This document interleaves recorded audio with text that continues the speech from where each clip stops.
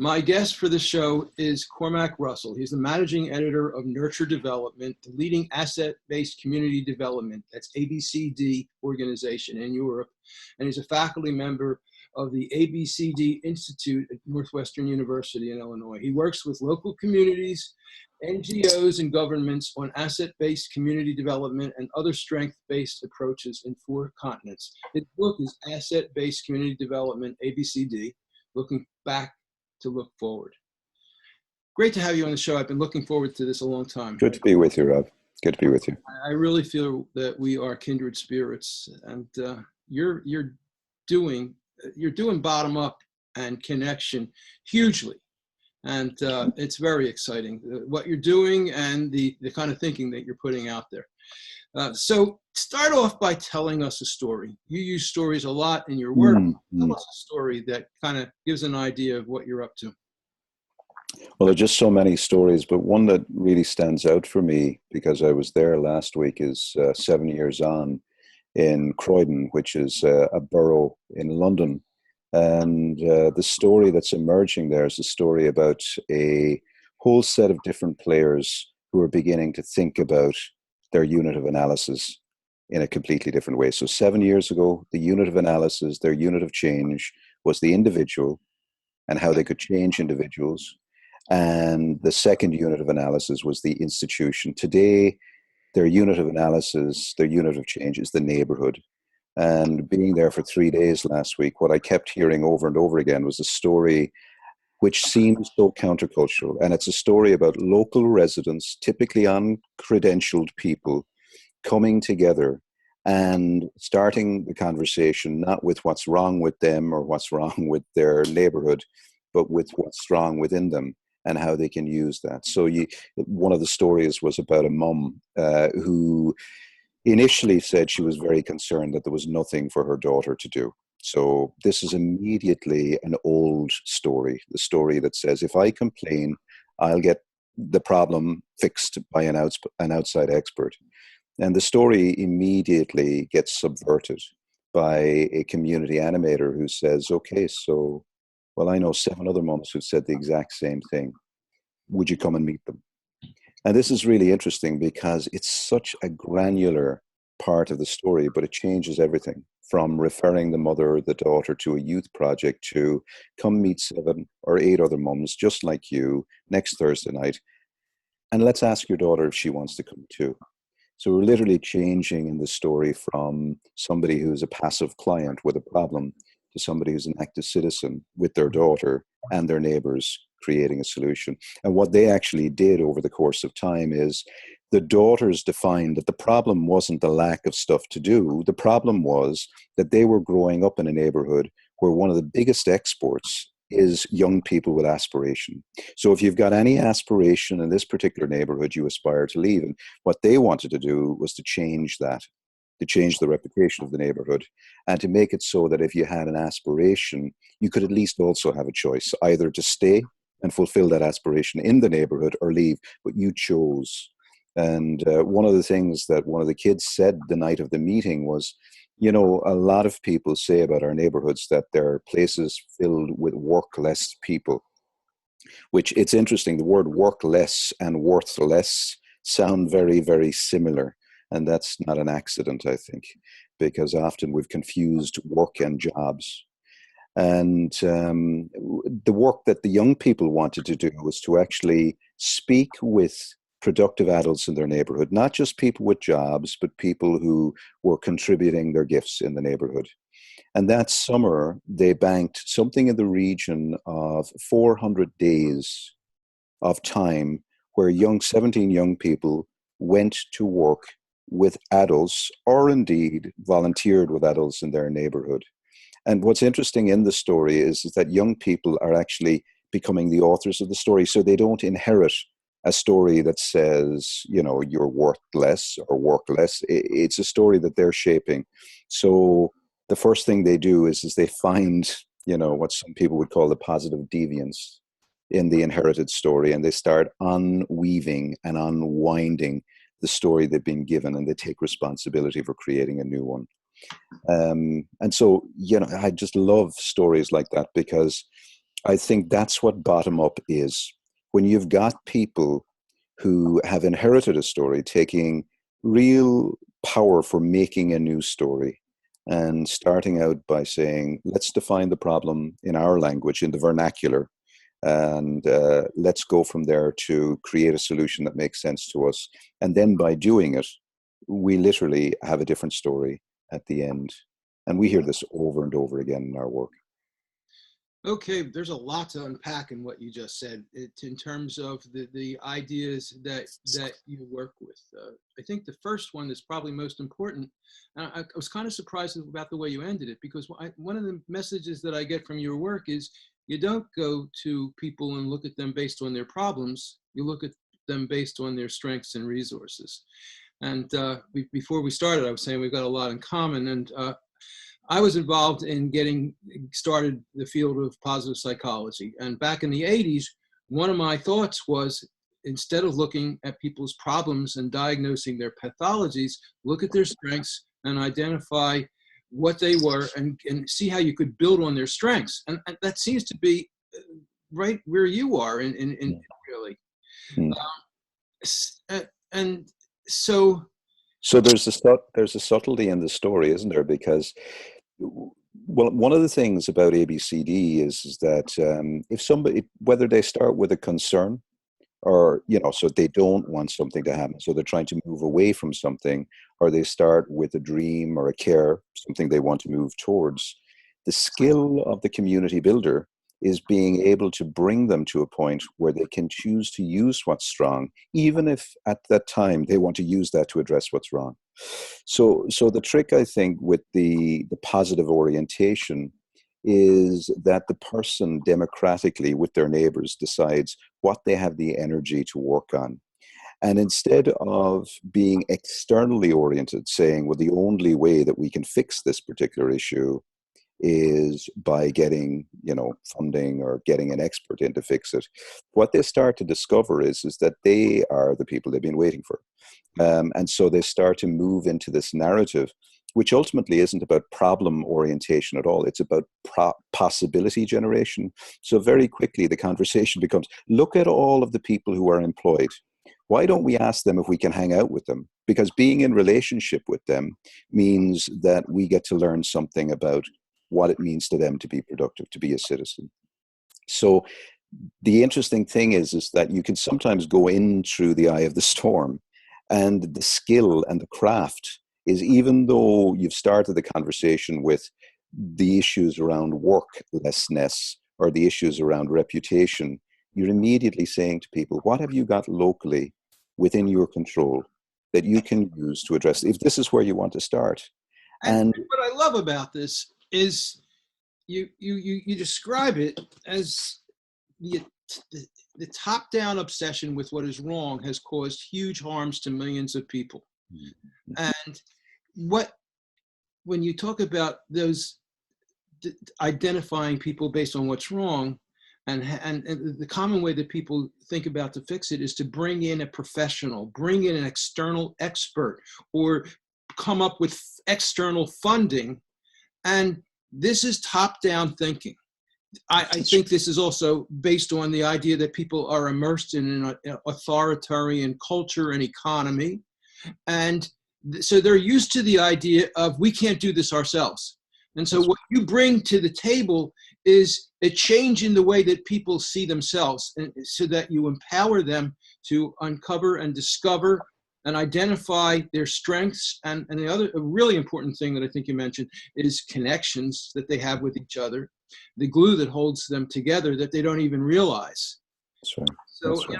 and I'm kind of just, I'm summarizing because we only have a limited amount of time, what you usually bring up.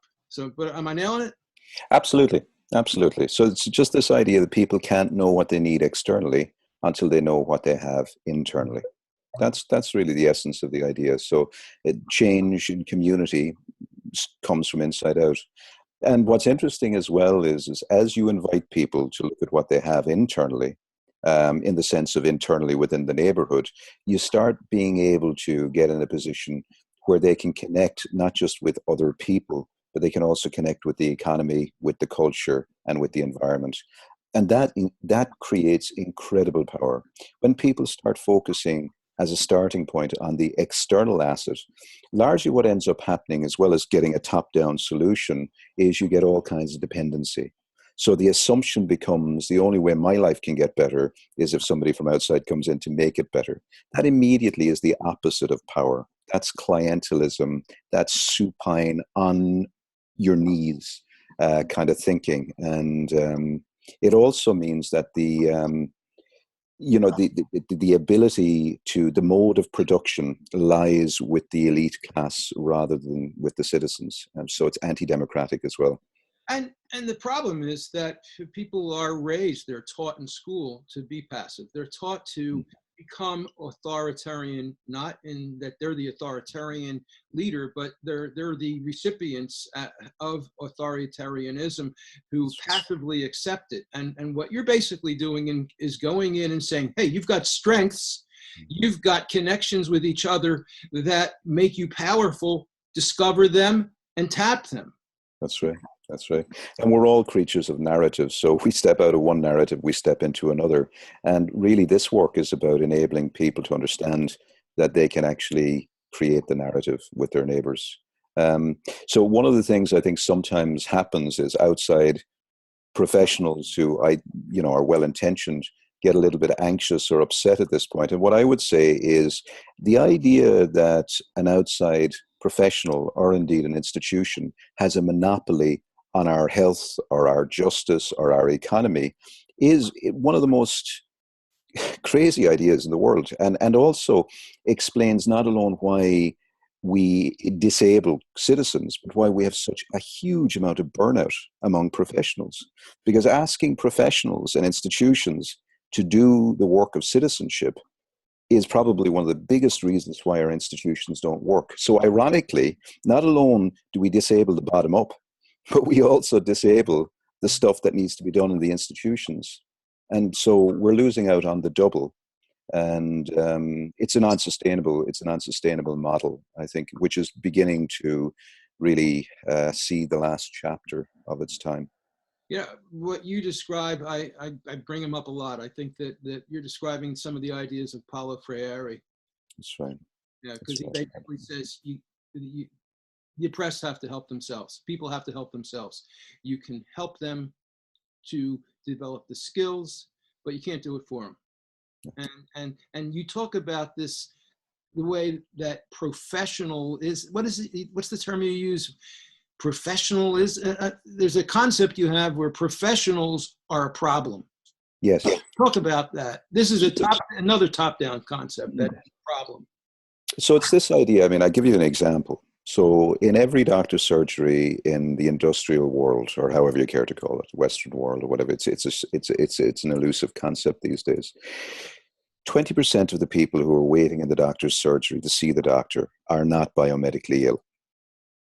They're lonely, they're isolated, whatever's going on for them, but they're not actually in a position to receive anything that the doctor can give them except maybe some consolation. This is a really good example of what often happens, folks. So they go in, they get some consolation and sometimes some antidepressants for their troubles, and they leave and they go back to whatever lonely life they were living. Now, a lot of what we're trying to say really is that an ethical doctor at that moment would say, you don't have a medical problem. What you're presenting to me with is a social or a political issue. And it's not my job to fix this or fix you. It's part of my job as somebody who's serving the neighborhood to figure out how we address the core issue. And the core issue is we don't have a sickness problem here. We have a village problem here. But what actually happens is that the doctor starts dealing with the individual who's a carrier of the failed neighborhood, the careless society, starts dealing with them as if they're the problem and starts trying to fix them as if they're the solution. We'll get into that a little bit more, this careless society and the differentiation between the individual who is in it and being diagnosed as the problem versus the culture, because that sounds very structural to me, which is a concept that I've been hearing a lot from people lately, this like structural violence. Yeah. It sounds like you're describing structural helplessness, maybe So get into that a little bit. Well, one of the things that is pretty clear in my mind from the work we do at neighborhoods is that democracy is something you do, and community is not a noun, it's a verb. You have to learn it by doing it. Okay. Um, Right. if we're spending time in doctor's surgeries and we're spending time in classrooms learning that for me to get an A, everybody else in the class has to get a B, and for me to get any kind of support for my loneliness, I can only go to a doctor and receive antidepressants. What we're actually learning at the same time is that there is no way outside the credentialed, institutionalized world that we can exchange care with each other, which is utterly untrue. And so I think a big part of our challenge with bottom-up thinking is we've got to start figuring out what are the irreplaceable functions of communities. And the difficulty is time and time again, when we start talking about things like care or health or mutuality, I think what ends up happening quite quickly is the conversation gets hijacked into what a third sector or an NGO can do for us.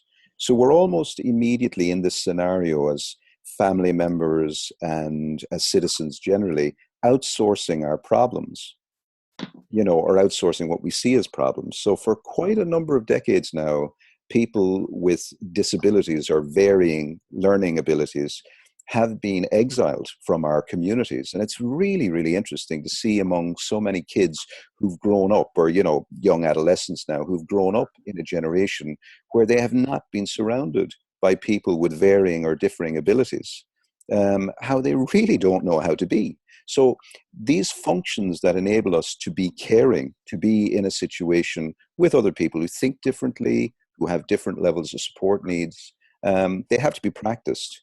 And we've gone through at least 2 decades in Ireland, in Europe, in the States and Australia, where we've effectively sent those folks, what we think are special needs, to the professional world, to the institutional world, where they are serviced.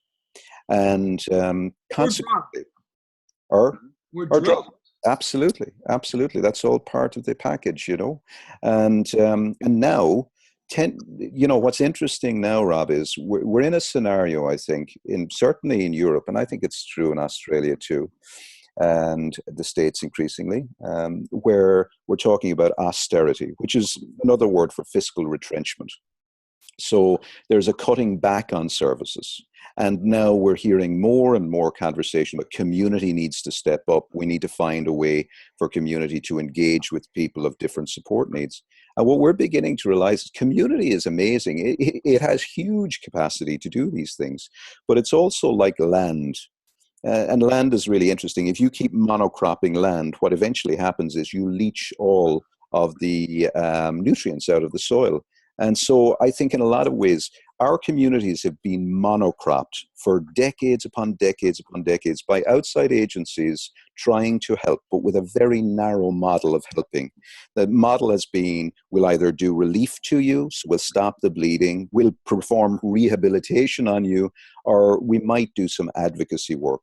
But the idea that we would enable you to build capacity yourselves and to actually collectivize, it's a very uncommon idea, and there's very, very little practical investment that comes from the agency world to enable that to happen.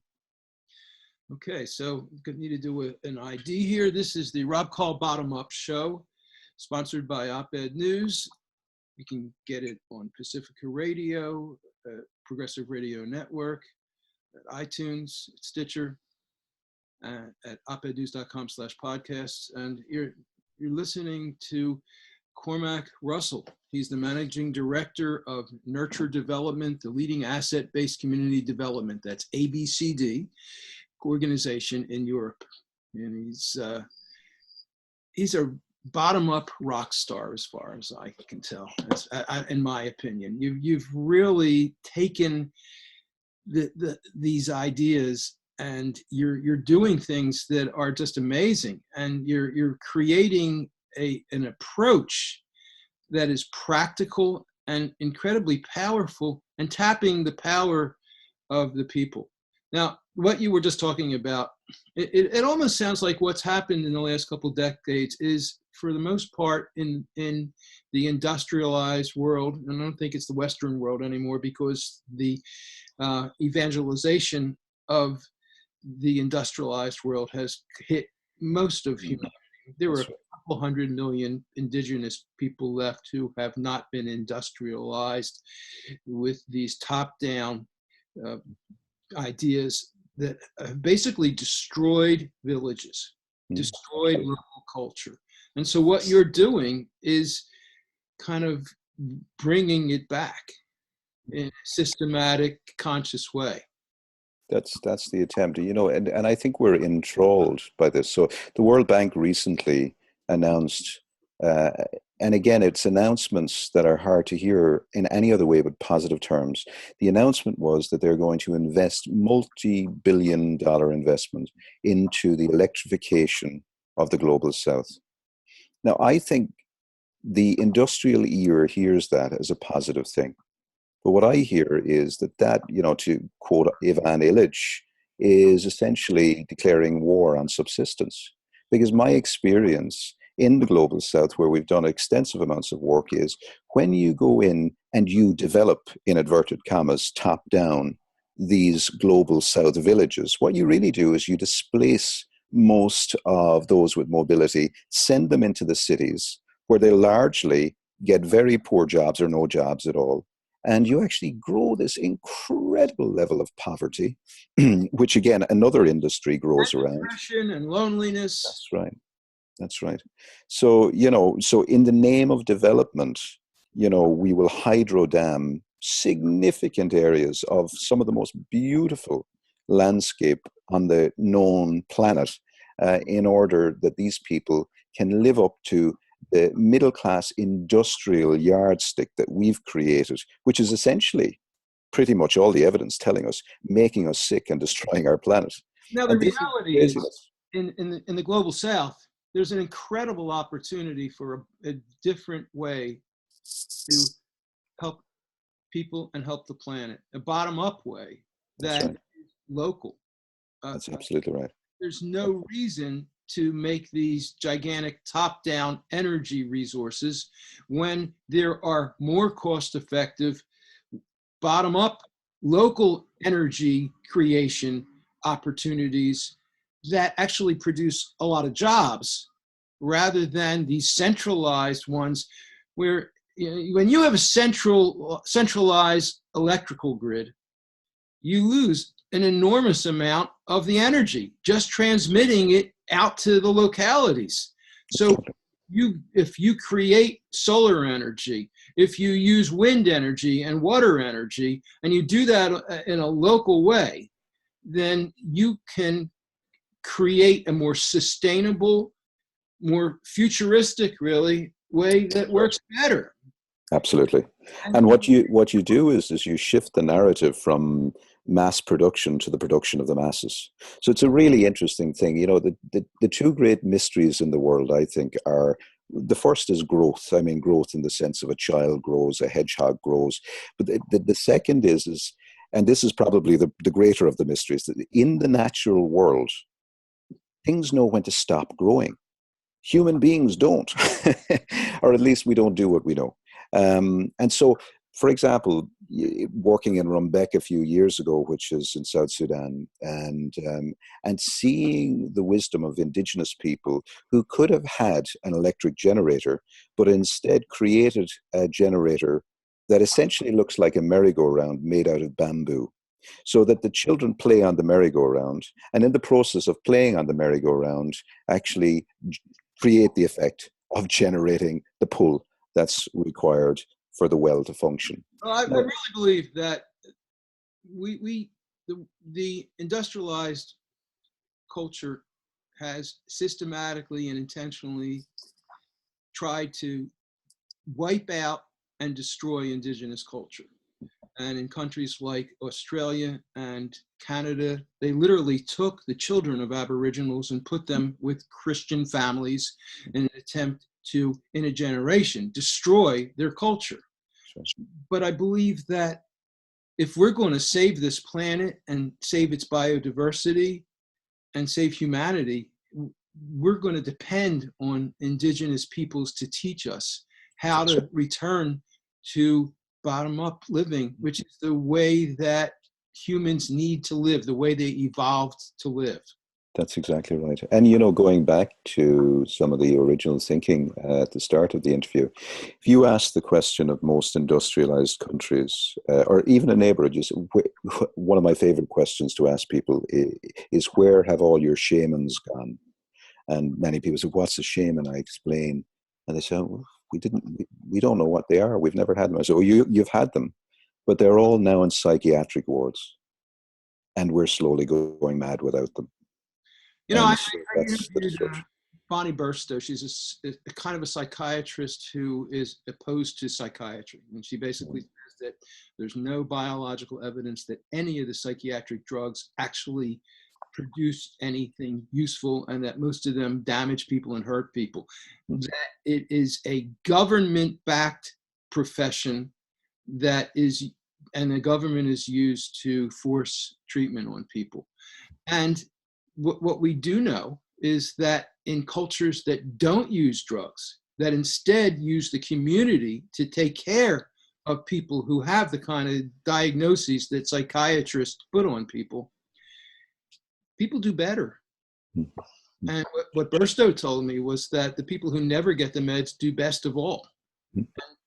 And we've seen this, there's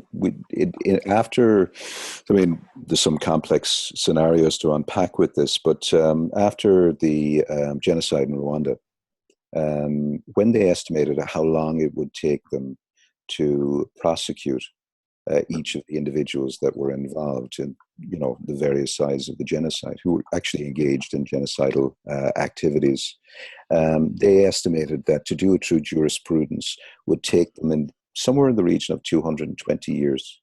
So they reverted back to an indigenous form of justice, effectively, which is really interesting. It's a form of restorative justice. I mean, we talk about restorative justice as if we invented it. What we did was actually just look anthropologically at what communities did. So the indigenous people actually convened and processed people through a very, very sensitive restorative practice, which said, you're not the stranger, you're not the god, you're not the enemy, you're not the monster.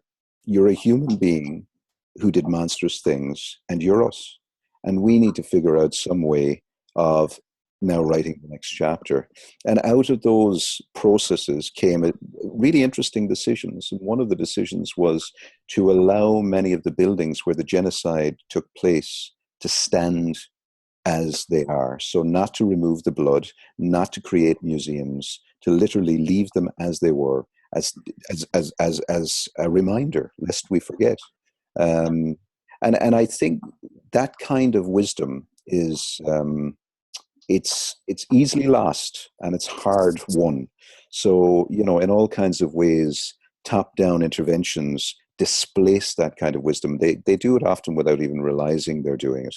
And that's the challenge that we face, whether it's in jurisprudence, in health, or in psychiatry. All of these professions have to go very, very carefully because they leave indigenous wisdom in their wake. I think that the example you just gave applies a lot to the conversation in the United States about statues of Civil War, of the South. In the South, you've got these Robert E. Lee and generals, and it applies so much. Mm-hmm. Yeah, and it's that thing around the stranger, the god, and the monster. It's just the attempt to create a narrative which essentially stops us actually just looking at the other and seeing ourselves. This huge fear of actually acknowledging that, as well as having gifts and assets, we have fallibilities and we have huge propensity to create all kinds of harm if we don't actually figure out how to do this community thing more effectively. Because I think one of the reasons that we're seeing, this scenario you had in Las Vegas recently, with this awful shooting, to my mind, taking a little bit of critical distance as I can, living this far away, it's the curious thing about it is this guy does not fit any of the stereotypes. So we can't make him into a monster. We can't make him another. He is us in all kinds of ways. Like we keep hearing the reports, they've stopped now, but over the days that followed, and essentially the reports were almost quizzically saying, but there's nothing in his history that explains this, which is kind of code for saying he could be you or he could be me. And I think what community allows us to do is have that conversation in a much more intimate way and learning how to live alongside people who don't think like us and who don't operate like us. And there's some of the muscles, I think, that if we don't flex, we suffer. We suffer from the lack of them. So I think that neighborhoods are a great nursery for democracy and also for humanity. So I want to make sure that we get through a lot of material here. So I'm going to kind of throw at you some stuff that I've picked up from your reading and listening to you in prepping for this. You've said, and I said it before, the top-down obsession with what is wrong has caused huge harms to millions of people. And you identify 4 different kinds of harm. Can you talk about them? You want me to run through? Sure. Yeah. No. So the first harm is that I think people become defined not by their strengths or their capacities, their gifts, but by what they need from the outside agency. So they become defined by their deficiency. You have this wrong with you. That's the first thing. The second is that while the narrative says that the money is going to go to, in inverted commas, the poor, and I think we need to be very careful using narrative like the poor, because we're defining people as units of economic exchange. I've been taught to say use the word people first. So people exactly. Who have less, people who are poverty. That's right. So people who live in low incomes, and the narrative is that we're going to make sure that we address this, but the income doesn't actually go to people living with low income. It typically goes to, with best intentions, it typically goes to those who are providing services to those living in poor income. So this is almost institutionalized poverty in that sense, but in the name of helping. The third thing is that in the face of professionalism, I mean, in the sense of in the face of people who seem like experts, who seem to know more than I do and seem to be more qualified than I look at the problem, whatever the problem is, and I think, who am I? And who am I to show up, not alone in my own life, but in the life of my neighbors and help them, when they're stressed and they're trying to figure out how to, care for their kids or whatever it might be. And so citizenship literally starts to retreat as professionalism starts to advance. There's a perverse interrelationship between these two, which I think we've struggled to acknowledge, partly because we love our doctors and we love our nurses and we love our pastors and we love our bereavement counselors, and we don't want them to feel that we're dishonoring what they're doing. And so I think we fear having this conversation about the fact that there's a dark side to helping, that helping can harm. But we need to have that conversation while also honoring that helping can be incredibly liberating too. So that's the third one, the citizenship retreating, professionalism advancing. And the final one is that people start to internalize this like it's a map, and they start to assume that the only way their community, so it isn't even just themselves personally, they start thinking about the people who live in their neighborhood or who live in this part of the city, that the only way things are going to get better for them is if somebody or some institution comes in from outside to make it better. So it's this externalized helping. So they're projecting their own agency. And it's even, the word is interesting, agency. We even call the institutions agencies. So what we're doing is we're taking our individual agency and we're pluralizing it in an institution. Projecting it, externalizing it, exactly. Giving it away, really. That's right. That's right.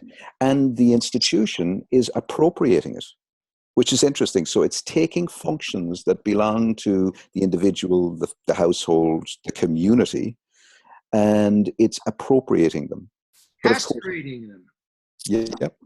That's right. That's exactly the word. And of course, the difficulty with that is the more we appropriate functions, it's like, take 100 years ago, what were the functions of family and community when it came to enabling children to learn? And you look to the functions of a community school, like in the Waltons, 100 years ago. What were its functions? And you'll see that actually the community had a lot more functionality in the space of learning, not education, but in this, and I make a distinction, in the space of learning. And then look 100 years on in America or in Ireland. And what you'll find is the institution of the school has predominantly has most of the functions and has appropriated functions that belong to the family, and done it so well. This is where Paulo Freire's thinking comes in again, that the oppressed have actually internalized the narrative of the oppressor, and they will say, we demand that our education system teach our children better. They've got to do better. But where they're failing is, they're failing in fulfilling the functions of the family and the community. Why? Because they can't but fail. And what are we doing? We're putting more pressure on them to do that. So we walk willingly into our chains, unfortunately. And so this is a very deep story. It's a very deep narrative. It's worse. We don't just walk willingly into our chains. We embrace them. We ask for them. We hold on to them. We're afraid to free ourselves of them. That's right. And that's how bad our culture has brainwashed us, really. Absolutely. The exciting thing is that when you get in at neighborhood level and you start shifting the conversation, what's interesting is that it shifts very quickly.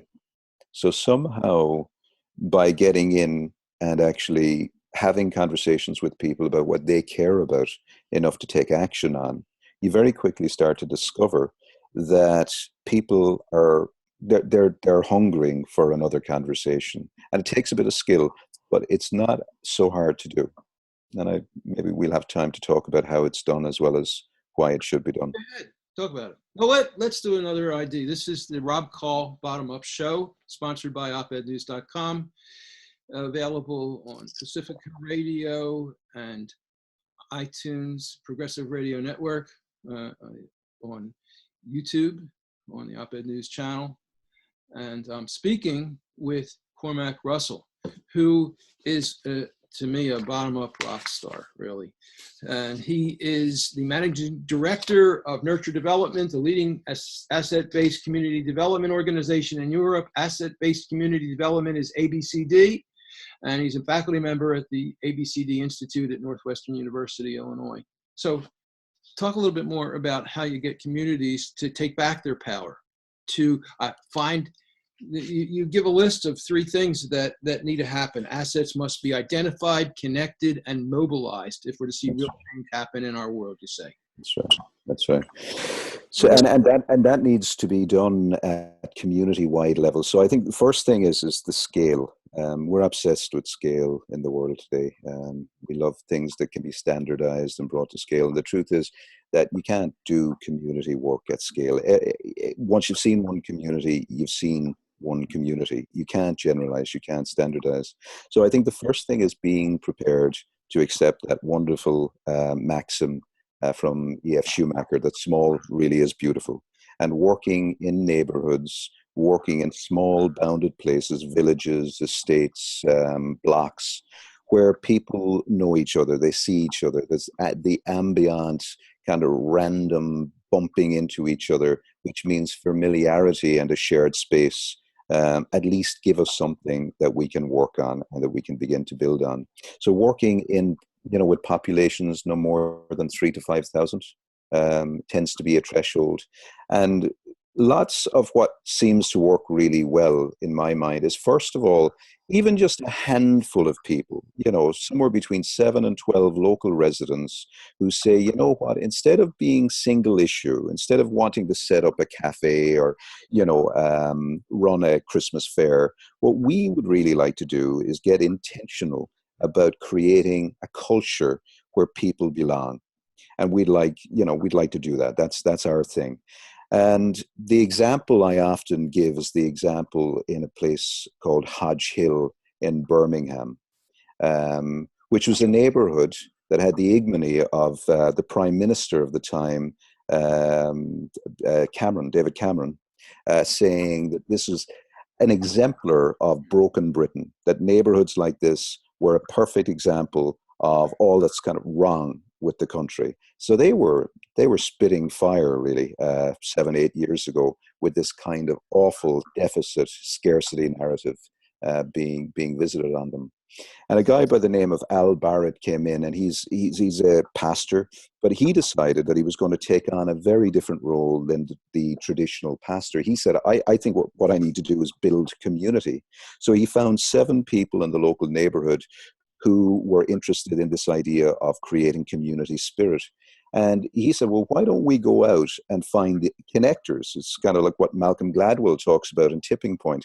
Let's go find the connectors. Now, the language wouldn't have been familiar, so he talked about unsung heroes, people who aren't necessarily showing up to chair meetings or to be classic leaders, but are incredibly good at building relationships. And he went out and, along with those 7 other people, went out and asked people in very, very ordinary places, such as fish and chip shops, the local pubs, the local coffee shops, street corners, who are these unsung heroes that are holding our community together?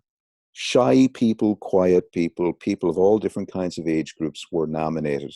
And they got, across that population, which is about 5,000 people, they got 93 nominations of folk that people kept saying, these are the people that we think are holding our community together. They're not walking around with megaphones or microphones in their hands. They're not running for office. If they are at a meeting, they're handing out cake, not standing at the front of the hall handing out an issue or an agenda. So they're not agenda-led people. They're relationship-led people. And what they did was they went to each of those 93 people, and you're going to love this, Rob. They just said, the oldest thing in the book, thank you. What you're doing is amazing. And here are the stories that your neighbors are telling about you. And that was incredibly powerful feedback, right, in positive psychology terms.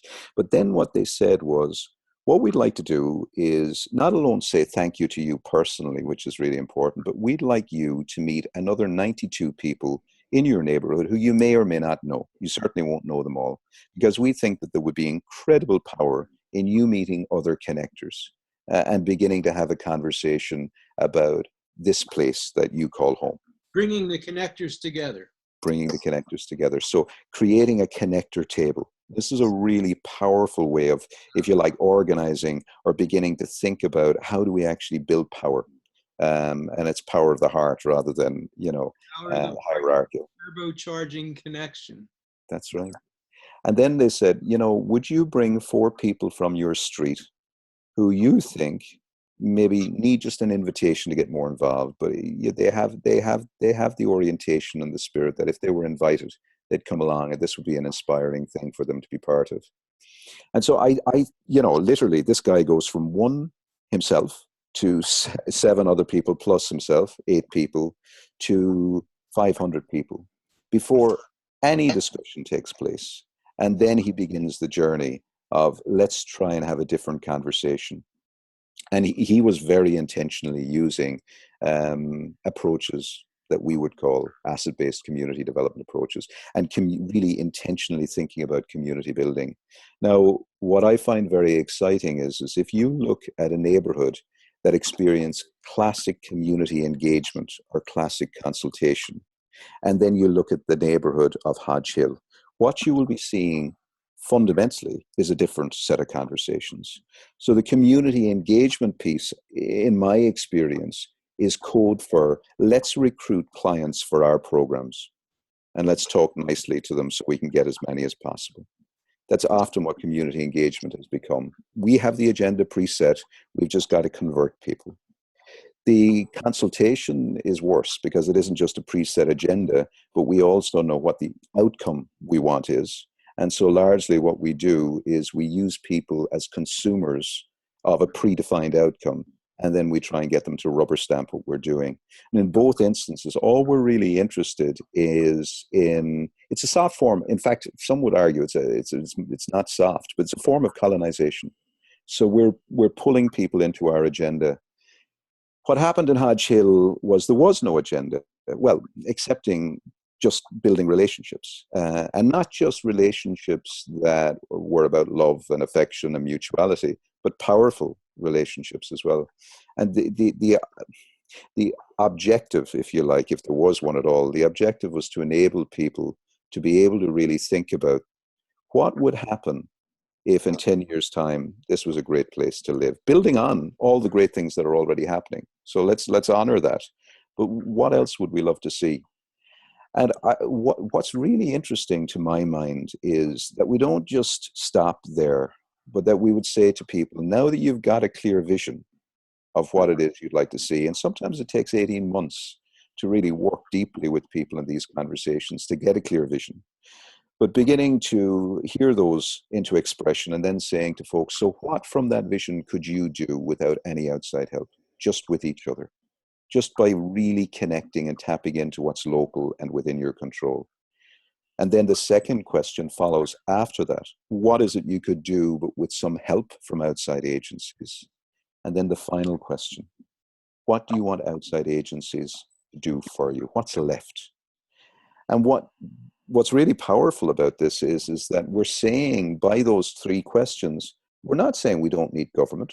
We're not saying we don't need agencies, but what we're saying is that the only way we can possibly tell government and agencies how to best serve us is by us stepping up and figuring out what is the irreplaceable function that we have to fulfill our dreams. And then from there, saying, we'll take the lead on this. Here's how you can help us, and this is what you can do for us. So what this does is it re-scripts the story, and it makes government an extension of citizens, not a replacement for citizens. And I would argue... Oh, go ahead, finish. Now, I was just going to finish by saying I would argue what we have is, in most countries, we have a government-centric democracy, and what we need is a citizen-centered democracy. So we need more politics, but from that end.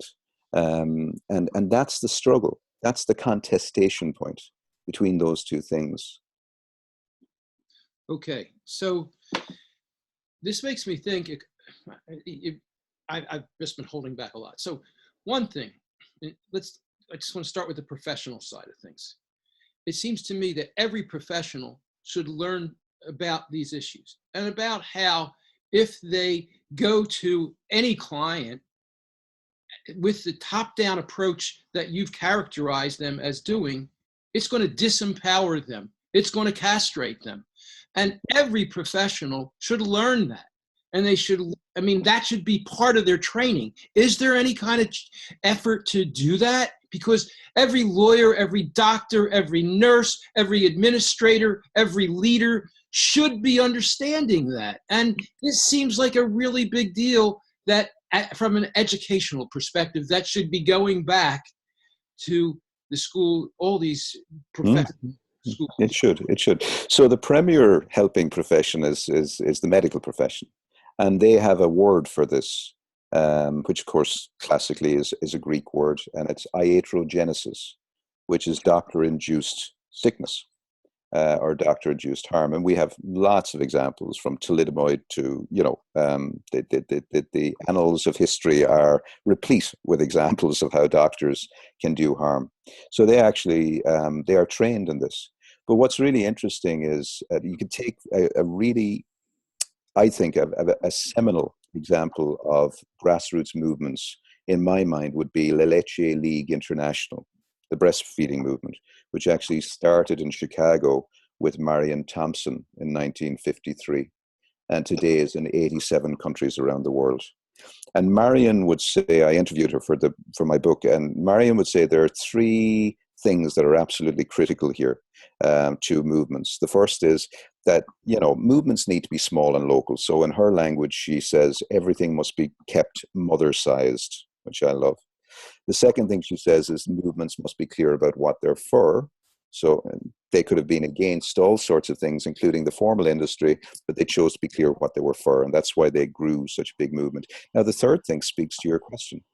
She said that by the 80s, their movement was about to be killed off by professionals who were feeling threatened by the huge bottom-up movement. So she said they had literally empirical evidence that the institutional world feels a huge amount of ambivalence when they start seeing citizen-led action. And so a lot of professionals were starting to counter-move. And she said what saved them was an ethical professional by the name of Robert Mendelsohn, who was a pediatrician, a very well-known pediatrician. And she said he was an exemplar of the kind of professional we want, because he acted like, you know, in American football terms, he acted like a linebacker. And this is really interesting. So we have to say, if we're talking about grassroots movements growing, I think we have to be politically very astute and learn from stories like this and say that for every grassroots movement, as it gets bigger and bigger and bigger, there's probably going to be a countervailing reaction, not positive at all, from the institutional world. And what we need, as well as having a very powerful grassroots movement, is we need these ethical linebackers who are going to turn to their institutions. And because they're credentialed, they've got their medical authenticators in this story, they can turn around and say that communities have health-producing capacities that institutions don't have. And I'm going to put my body on the line. If you go after them, I will nip at your heels. I will heckle you. She called Bob, she said he was a border hound. So this kind of idea that there are two worlds that are contiguous. One is the institutional world of contracts and bureaucracy, and the other is the world of civility and the world of, you know, community, civic life.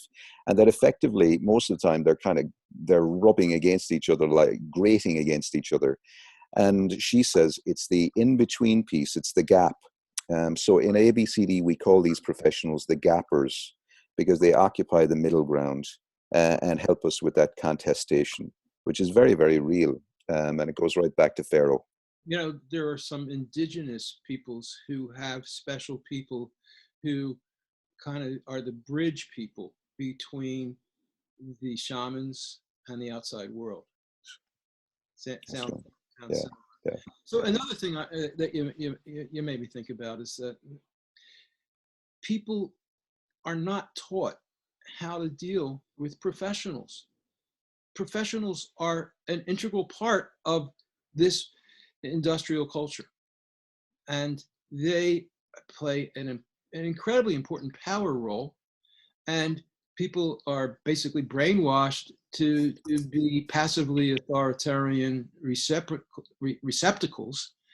And it seems like it would be really important that every child should be educated in seeing this top-down threat to them. And professionals have value. They are necessary, they're important, but as you've characterized them, unless they deal with people in a way that respects the people's agency, then they can be a danger. They can do harm, as you've described in the 4 different ways that you described. And it seems to me that here again, education is essential. And we need to break out of the education mode we have and train children to see where top-down ways, top-down people are going to put them and their agency and their self-empowerment at risk. And I guess, but that's a kind of a negative. How do you get to the next level and figure out how to embrace top-down people in a way that makes you stronger? And some of that, I think, is as we learn our citizenship role, what ends up happening as well is that the what I call the civic professional gets support that they don't currently have. So the difficulty is 20, 30 years ago, Rob, most professionals would be more associated or more connected to the neighborhood they served than they are to the discipline they're part of. Today, most professionals find their identity by talking about their professionalism or their specialism. So it isn't their fault. So I think, as well as learning how as citizens we can step up and say, look, here's what we dream for our place. Here's what we're going to do ourselves, and here's how you can help us. What we've done is we've taken on the opposite of the citizen role, which is the client role. Now, one of the things that we do with professionals is to say, in the absence of citizens stepping up, because you're crowding out sometimes, is kind of beginning to do an appraisal, a very simple appraisal of what you currently mean by helping, and beginning to say, are you doing things to people? Are you doing things for people? Are you doing things with people? Or are you in the business of enabling and facilitating people to do stuff together as citizens? And it's really beginning to figure that out. I love the quote that you give from Lilla Watson. If you Mm. come to help me, you're wasting your time. But if you've come because your liberation is bound up with mine, then let us work together. Yeah, That's absolutely. That nails it. That so. nails it. Now, your book is really a celebration of John McKnight, and you're Mm. working with him for over 20 years. Talk a little bit about him. So John started his career as a community organizer with Saul Alinsky, and would have been very much in the 40s and 50s, into the early 60s. I suppose really focused in on civil rights and working with African American communities that had been clearly oppressed, redlining and so on, and beginning to help them in very traditional ways get organized. And I think what he began to realize was that, as well as this very important work of helping people get organized to deal with external forces that would do them over, it was really important to create an internal combustion machine that enabled people to do something that was just intrinsic in the neighborhood for its own right. So that something was about, how could we also help people recognize that, as well as changing the outside, that they actually had a huge amount of infinite almost resource internally too. So he started, I suppose, looking at some of the community organizing stuff and recognizing that in so many ways, the reason that people were able to show up and take on external forces was because they started exchanging gifts with each other. And I think his great genius was he recognized that what they were doing was the opposite of what most people thought happened. He began to realize, certainly by the 80s, when himself and colleagues went across about 300 neighborhoods in 20 cities in North America, he began to realize that most outside agencies were going into communities and were doing an audit of needs, or a needs analysis, so that they could find out what was wrong with the neighborhood and then fix that, inject their solutions in. And what he began to realize from community organizing and then talking to communities is actually the opposite is what happens when communities get stronger. What they actually do is they don't focus on what's missing and what's wrong and what's broken. They focus on their gifts, their capacities, their talents, how they can take the resources they have locally and get them more effectively connected and mobilized. So that process of literally saying it's not about the delivery of services, it's about the discovery of assets, of resources.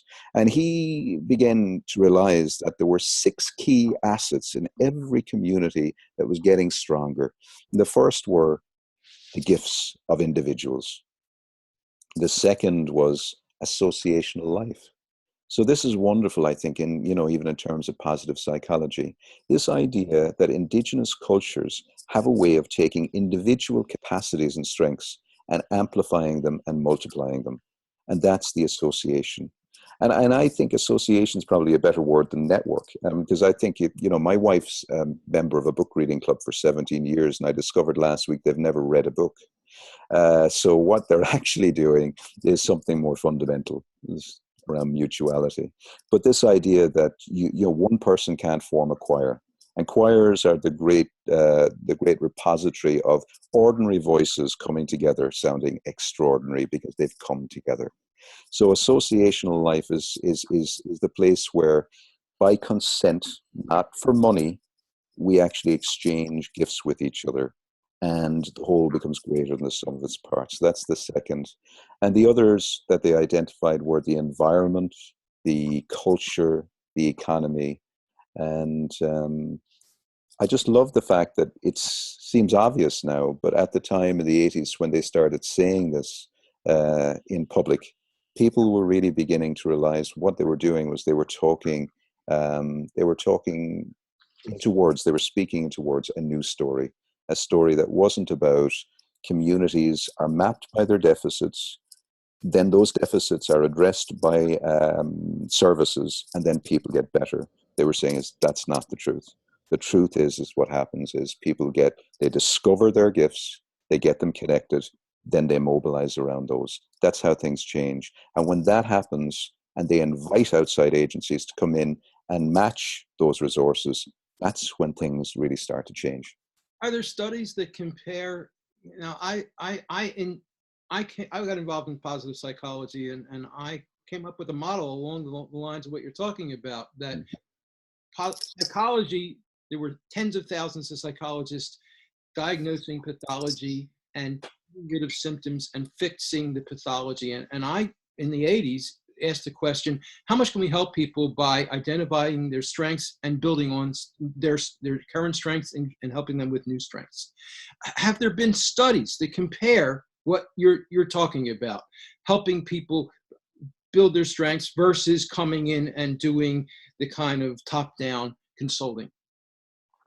I wouldn't say it's as compelling as double-blind testing, in terms of studies. But what we have now, which I think is hard to ignore actually in terms of evidence, is even in the UK context, we've created, or not created, we've enabled or convened what we call learning sites. So there's about 100 neighbourhoods in the UK, and there's about the same again in Australia. And these are intentional neighbourhoods that are saying we want to work a different way, and agencies who want to change the way they're working as well. And so they become like demonstration or learning sites. And it's pretty clear when you look at what they're creating, bottom up, and right next door, almost cheek to jowl, you see neighborhoods that are working in a more traditional way. My goodness, it takes no more than 5 minutes to even just hear the difference in the narrative, in the mindset, in the psyche. And you can see things such as, for example, not that we're using this as a measure, but the number of people who are going to their doctor is coming down. Well-being increases. So in all kinds of ways, there's some really interesting examples. The best one, and this is just an absolute classic because it's so well researched, was researched by an anthropologist by the name of Nora Grouse, is actually from the States, and it's on Martha's Vineyard. So for 200 years on Martha's Vineyard, everybody spoke sign language. So the story goes that a Kentish community from the UK migrated to the island in the 1700s, and there was a disproportionate number of them who had a congenital hearing challenge, which meant that a disproportionate number were deaf, essentially. And it made sense for them to all, hearing and non-hearing, to all speak sign language. And Nora Grouse's study, she's written it up in a book called Everybody Here Speaks Sign Language, compares the well-being outcomes of people who are deaf on that island to the mainland. And what she does, it's in chapter 8, and I'll never ever forget the day I read that chapter because it totally changed my mindset, my life. I now begin to recognize that my ideologies had evidence behind them, which was wonderfully liberating. But she showed that people who, were deaf in the classic sense on the island had the same well-being outcomes as those who were hearing, proving that disability is not actually something that's intrinsically within the human being, but is something that is social. And that if we get the social organizing, it's structural. And if we get the organizing right, if we organize ourselves to get better at being human together, we can embrace the gifts of people who are deaf, so that their gifts can be contributed and respected as well. And we need a wrap. So what are your last words? I think I'm very excited by your book, Rob, and I think what you're doing is you're putting words on something that lots and lots of people at the moment are getting excited about, and a lot more than even I noticed 5 years ago or 2 years ago. So I think we're beginning to speak into something that more and more people are joining the chorus on, and I think the thing that absolutely has to be forefront to all of our minds as we look to this work is to recognize that as well as thinking positively, there is an investment required here. That, you know, local governments will be listening to this, will be reading your book and reading my book. And what I want to say to them is, increasingly, I'm hearing all of these different helping folks saying, we want community to become more powerful, we see it as important. And I'd say, you know, this is the horse that everybody is backing, but hardly anybody is investing in. Now, I think the last thought that I would like to suggest is this does not come for free. And I don't mean vast amounts of money, but I think we need to be willing to decommission some old ways. And I think we need to be willing to do things like invest in community builders who are in a position to really develop the craft and the art form of working at street level, you know, without an agenda, to really connect people again. And I think if we could invest in those kinds of roles, it would accelerate this movement considerably. Because at the moment, what we're doing is we're taking it bit by bit. It's almost like an app without an iPhone. And for me, the iPhone is the community building at local neighborhood level. And I feel we have to invest in that. So we can't just talk positively and not invest. We have to do both. I agree. And this is the Rob Call Bottom Up Show. You've been listening to Cormac Russell, who's the Managing Director of Nurture Development, the leading asset-based community development organization in Europe. And asset-based community development is ABCD. Thanks so much, Cormac. It's been great. It's been a pleasure. It's been a pleasure, Rob. Thank you.